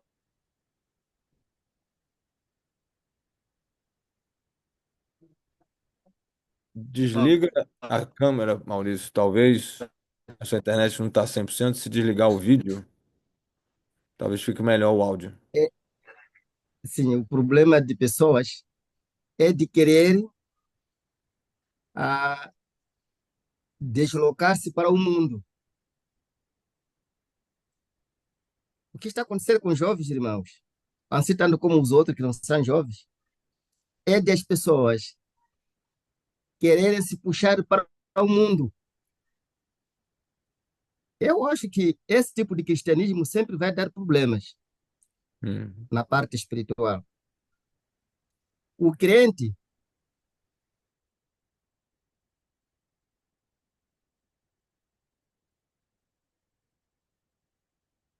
Congelou. A internet do pastor Francisco não tá boa. ele tem que puxar o mundo para a parte dele, que é a parte espiritual. Não ele levar, ele correr para ir se juntar com o mundo. Exatamente. É verdade que esses jovens, em algum momento, acham que é impossível. Não, não é impossível. Para os que creem e para os que têm Deus no coração, é possível sim. Hum. O crente não foi feito para isso, irmãos. Nós estamos a olhar no princípio da igreja. A igreja não é a igreja como qualquer instituição. Ela tem um propósito pela qual foi instituída a igreja. A igreja não foi instituída para viver como o mundo vive, mas sim foi instituída para publicar o reino de Deus. Agora, que reino de Deus é esse que eles estão a testemunhar com esse tipo de atitude? Acho que o problema está ali. As pessoas não querem, na verdade, testemunhar a Jesus. E tem desculpas. Ah, porque eu sou jovem. Mas Deus, quando fala, não sabe que ele é jovem. Deus não sabe que existe jovem. E por que tem que usar essas desculpas? É porque eles não querem se submeter na palavra de Deus. Essa é a opção que eu encontro. Amém. A gente precisa, Maurício, incutir nos nossos jovens que o casamento é para ser com aquela pessoa. Na verdade, um namoro já tem que ser. A história de Rebeca e Isaac, eles nem namoraram, né? Ela cobriu o rosto. E a gente pode dizer, ah, é antigo, antiquado, isso aí e tal. Não, não é. O conceito ali é muito simples. O casamento deles foi totalmente dependente daquilo que Deus queria. Isaac não pôde nem ver se aquela mulher era bonita. Ele teve que confiar que ela era bonita, que Deus deu ele para ela, deu ela para ele. Então ela era muito esperta, Rebeca, né? Ela tampa o rosto porque ela queria ter certeza que Isaac é temente a Deus e que ele ia casar com ela pela vontade de Deus, não porque que ela era a mulher mais bonita que ele teria conhecido, né? Ele só vai conhecer ela depois que ele casa com ela, né? Conhecer assim, ver a beleza dela, né? Então é uma dependência total da vontade de Deus, né? Para algo específico, especial. Alberto está querendo falar, pastor? Sim, sim. Pode falar. Olha, bem, eu quero criar uma polêmica aqui, talvez, mas como está na discussão, quero criar uma polêmica aqui. Bem, se é. Em princípio, nós, como a igreja hoje, Carlos está aí, Tá. que Sim, sim, colocou pastor. essa pergunta. Olha, hoje a igreja perdeu a sua identidade também. Bem, não vou generalizar, algumas igrejas têm perdido a identidade, têm perdido, na verdade, a sua responsabilidade, talvez melhor assim, têm perdido a sua responsabilidade. E em jovens que acontece assim, a gente encontra um problema lá. Não podemos resolver o problema de jovens, esse é o meu conceito. Não podemos lutar para resolver o problema de jovens. Nós voltamos para o legalismo. Ok? A gente vai colocar leis, regras, não, faz assim, faz assim, faz assim, não faz assim, não faz assim. Nós podemos colocar essa regra toda. Eu tenho dado exemplo algumas vezes em alguns estudos seguintes. Se tu vedas alguém, não é? E vedas duas pessoas e coloca um na baliza e um aqui a jogar a bola, para chutar a bola. Tu colocas aí no meio. Esses dois não vão desenvolver esse desporto. Porque está com olhos, com vistas vedadas, não sabe onde está a bola. E o outro na baliza também não sabe de onde virá a bola. Não há nenhuma regra que tu vais colocar de maneiras que este faça assim para chutar aquela bola. Não vai, não há nenhuma regra. E também não vais colocar uma regra para aquele que está na baliza, para que ele possa segurar a bola. Não, faça assim, assim, assim, a bola virá deste lado. E ele vai seguir aquele parâmetro, vai. Não. Esses dois precisam de estar com vistas desvendadas. Aí nem vão precisar de regra. Vão ver que a bola está aí, vão jogar. Vão pegar assim como o outro vai jogar. Esse exemplo que. Tá bom. Então, esta situação é a seguinte. O Espírito Santo, é que molda o cristão. O ensino da palavra de Deus, não é? Se esse jovem se converteu, ele tem o Espírito Santo, que na hora da conversão entra. Esse jovem se converteu. Depois da sua conversão, esse jovem tem o estudo da palavra de Deus. Tem o estudo da palavra de Deus, o estudo acompanhado, o estudo consistente, o estudo regular. Ele vai aprender o desejo de Deus, a vontade de Deus. Ele vai ter o temor a Deus. Ele vai avançar. Agora, esse jovem que anda de igreja, Deus vai fazer. Quer dizer, eu tenho algum trecho escrito assim. O que é que te leva à igreja? Por que é que tu vais à igreja? Você pode ir à igreja com vários objetivos. E chega lá, vai dar-se em tudo. Você vai fazer toda a atividade lá, porque o que é que te leva à igreja? O coxo que era trazido num portão formoso, esse foi encontrado pelos João e Pedro. Qual era o objetivo que era levado? Por que é levado para aquele portão. Ele levado para lá para pedir esmola. Não era para estudar a palavra de Deus. Não é para que ele fosse transformado. Era para só ter. Então, hoje, nós temos muitos jovens que estão na igreja com um objetivo. Nós pensamos estar indo na igreja. Nós pensamos estar ali na igreja. Nós podemos colocar, como dizia o Carlos, um problema interminável. Mas esse problema é terminável. É terminável, sim. Com o estudo da palavra, o discipulado. Nós confundimos discipulado algumas vezes, porque nós colocamos, em Moçambique, estou falando no contexto moçambicano, mas também no contexto assim, de alguns países que nós conhecemos. O discipulado, nós pensamos que o discipulado é só saber quem Jesus Cristo é, o que é batismo, o que não, e passa daquela situação, e depois terminou, é batizada essa pessoa, pronto, essa pessoa está, não é? Está alargada, já é membro, é secretário de jovens, já é presidente de jovens. Esse indivíduo tem que ter um crescimento espiritual, um acompanhamento, um estudo acompanhado, um estudo contínuo, até que Jesus volte. Ele tem que manter o estudo da palavra de Deus para discernir, não é? Para ter a iluminação da palavra de Deus. Não é? Para dizer, não, isso não posso, isso não posso. O Espírito Santo vai falar dentro dele. Esse indivíduo não tem o Espírito Santo fala dentro dele. Não sabe o que tem que fazer, o que não tem que fazer. Só vai se guiar com a legalidade, vai se guiar com aquilo que é certo, segundo a comunidade. Então vai agindo. Este indivíduo precisa. Aliás, a igreja precisa voltar à sua responsabilidade. O ensino constante da palavra de Deus. Em grupos onde os maduros vão moldando os pequenos e assim diante. Quem está forte sustenta o outro. Então, o ferro aguçando outro ferro se aguçando. Jovens hoje em Moçambique, vamos lá falar de Moçambique, ô Carlos, jovens, vocês se dirigem vocês mesmos. Nós eu tenho conversado com alguns, quem está a servir de espelho para os jovens? Os jovens elegem presidentes jovens, são eles mesmos, fazem tudo mesmo, não tem algum orientador lá, não tem um pastor que diz, não, vamos assim, que é modelo. Não tem. Lá na igreja também não tem o estudo da palavra assim constante. Não pode. Essa é a minha contribuição.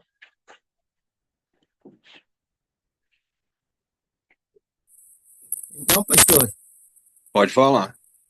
concluindo no que o irmão está falando, o pastor Maurício, me parece que tudo indica que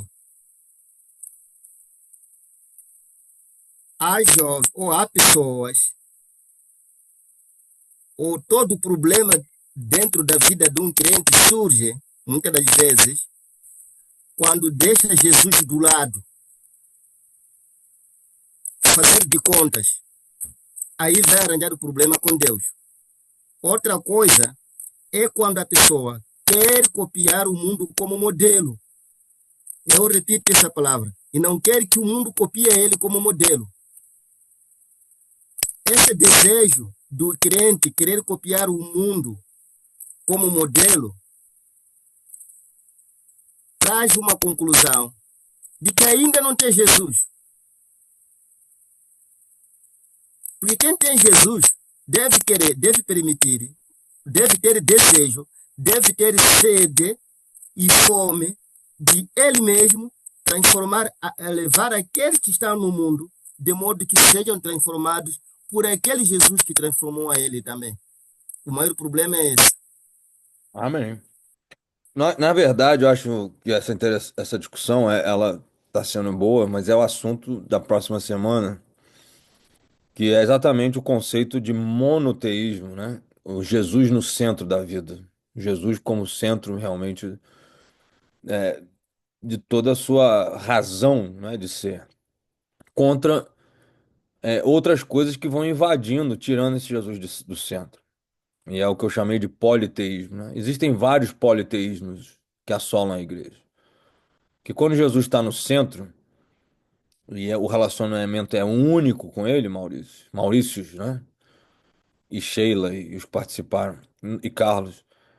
O Jesus no centro, ele te leva a ideais maiores de vida, né? Se a pessoa não tiver essa transformação de perceber que Deus está fazendo algo na vida dela, né? Que há um propósito divino para a vida dela, ela não vai conseguir vai conseguir segurar o ímpeto sexual dela. Ela vai, ela vai viver uma coisa qualquer. Agora, se a pessoa entender que aquilo, a sexualidade dela, ou construir uma família, é realmente, tem que ser, é parte de um plano maior de Deus, aí ela vai trabalhar para se guardar, né, para esse grande projeto de Deus na vida dela. Então, isso tem a ver com a centralidade de Cristo, né? Então, o comportamento politeísta, quando Jesus não é no centro, ele leva a um comportamento poligâmico, né? Comportamento desenfreado. Mas acho que a hora já avançou, gente. Eu não sei se o Fênix escreveu que aqui foi o Fênix ou o Efremo, não, Efremo, que certas vezes o assunto do sexo no namoro gera discussão infinita no seio dos jovens, não por falta de entendimento, mas sim por não querer mudar. É, eu acho que Moçambique aí, porque no Brasil o assunto é bem pacífico, né? Não se permite, pronto. É bem duro. Mas em Moçambique parece que o assunto é um pouco mais aberto. O que, por um lado, pode ser favorável, né? Uma discussão, mas tem certos momentos da vida que você também precisa da disciplina, né? Joaquim, você queria falar? Você abriu o microfone de novo? Nós vamos. Eu não quero terminar a discussão abruptamente, mas eu estou preocupado com a hora de Moçambique. E foi o Efremo que escreveu, ou o Fênix, que colocou que tá tendo um chat. Essa discussão tá no chat também. Você tá falando da gravação, vai ficar, né? É isso, me parece. Mas eu acho assim, pra a gente jogar pra semana que vem, porque o assunto diz respeito a todos nós, né? É essa centralidade, unicidade de Deus na sua vida, de Jesus na sua vida, você realmente querer que ele seja o centro, né?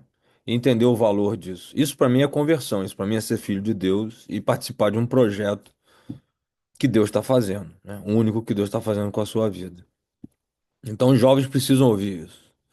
Porque se o discurso for só para segurar o pinto dentro das calças, né? Desculpem aí o linguajar, mas às vezes é isso, a gente acha que tem que, né, repetir, repetir para eles não. Eu acho que às vezes não é muito eficiente. Tem que haver um desafio para uma superioridade, né? Que o Francisco está falando aí de dizer não para o mundo, né? Mas assim, a superioridade de uma vida com Deus, dessa trajetória com Deus, o que Deus vai fazer. O Carlos falou, o cara pega uma aqui, vai na outra igreja, arruma outra. Quer dizer, é o que eu falei, quem não é especial para você, o jovenzinho precisa saber que aquela pessoa, aquela menina vai ser especial para outra pessoa, né? Ela pode ser parte do desenho de Deus para outro relacionamento. Então, o crente precisa sim ter temor por não estar bagunçando o plano de Deus na sua vida e na vida dos outros. Né? Não criar bagunça. Então, eu acho que é falta de temor quando o crente faz isso, o jovem faz isso. Ele tá pouco se lixando para o que Deus está fazendo, né? E isso precisa ser duro, falado, né, Francisco? Isso você precisa falar. Isso aqui não é bagunça. Isso aqui a igreja importa. Aqui é onde Deus constrói. É onde a vontade de Deus é feita. E aqui a gente está trabalhando para demonstrar essa perfeição do plano de Deus. Como Jesus olhou ali e falou no início, não era assim. Então a igreja ela está voltando ao coração de Deus, do Criador, de Cristo ali. A igreja quer fazer a vontade desse Jesus que falou ali. No início não era assim.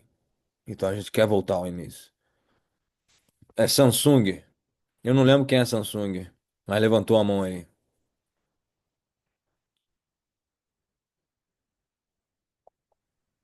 Pastor, boa tarde. Antônio de Souza aqui. É o Desculpe, minha Antônio. rede tem. É o Antônio. É o Antônio. Fala, Antônio. Eh, Bem, eu percebi muito pouco o que o pastor disse, porque tive alguns cortes de internet, Ó, tá gravado. mas Pode ouvir a oh, gravação, pode ser mandado. tá bom, tá bom. Mas é uma questão pertinente que me interessa bastante para este assunto, em relação à educação, talvez, na perspectiva de propósito do sexo para o jovem. E a abordagem do pastor foi muito positiva em termos daquilo que é o panorama final nessa abordagem que deu. E eu queria perceber, hoje nós temos, por causa da questão da internet, para os jovens da cidade, vamos assim dizer, ele tem acesso a várias perspectivas de abordar a questão da sexualidade. Entramos também a questão eh, de vários mecanismos, ou várias perspectivas de entendimento sobre essa questão de poligamia, da sexualidade do jovem, em que, por causa dessa questão da informação que ele tem acesso, ele faz porque depois justifica, ou porque são as experiências que vai adquirindo ao longo do seu crescimento até a maturação, e quando vem para a igreja, já passou por muitas experiências. Uns querem replicar aquela experiência já dentro da igreja, outros ainda que não tiveram a mesma experiência, já quando há uma interação com aqueles que já tiveram a experiência, querem começar a ter essa experiência dentro da igreja. E isso traz aquilo que o pastor chamou de uma bagunça espiritual no contexto de igreja, que é difícil de gerir.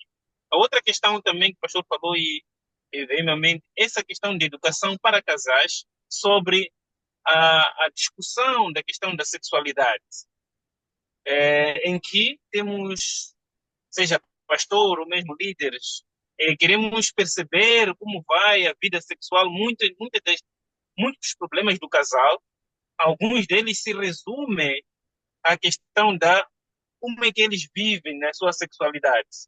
E chegam neste nível de querer, querer até discutir essa sexualidade, dizer que o casamento não vai bem por falta ou por não ser suficiente aquilo que é a sua prática, ou vamos assim dizer, o seu envolvimento mútuo no relacionamento sexual do casal.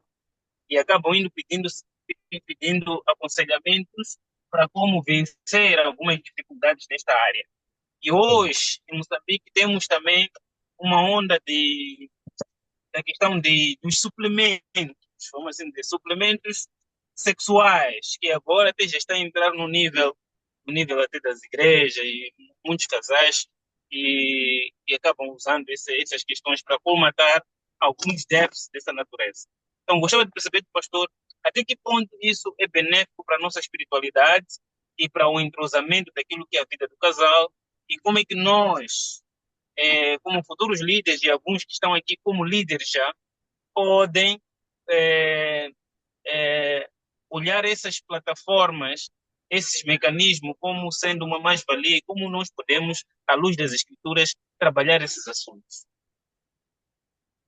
Para mim a resposta, Antônio, é a mesma, não é?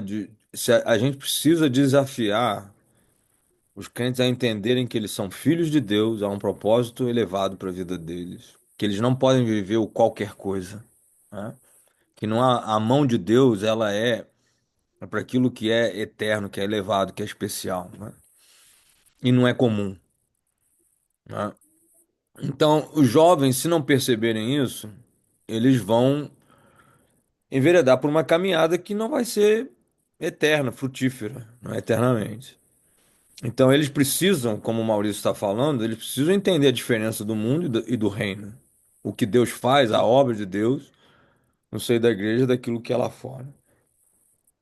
A gente tem que ter sempre o cuidado, né, como Jesus teve nesse texto, de não cair na cilada do legalismo, né? Tu és advogado e tu sabes bem disso. Porque a gente pode só criar uma série de leis que não vão levar o coração para Deus, né?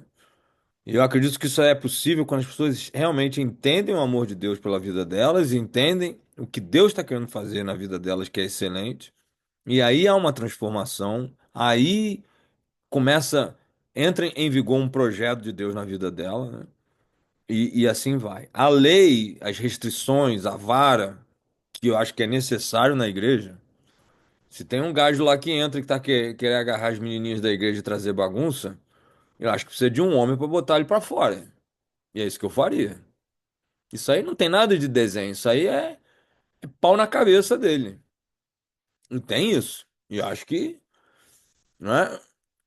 O meu sogro, ele saiu da igreja quando era adolescente, ele reclamava, e